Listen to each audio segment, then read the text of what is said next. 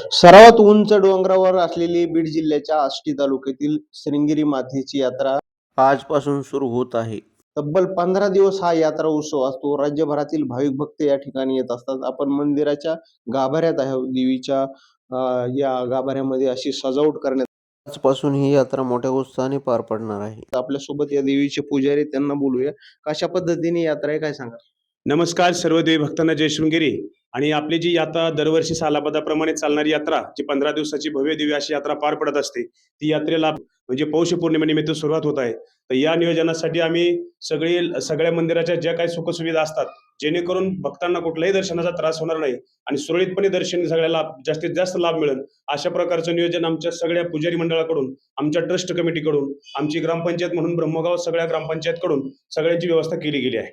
आपल्यासोबत गावचे सरपंच पण आहेत. कशी तयारी सुरू आहे, काय सांगाल?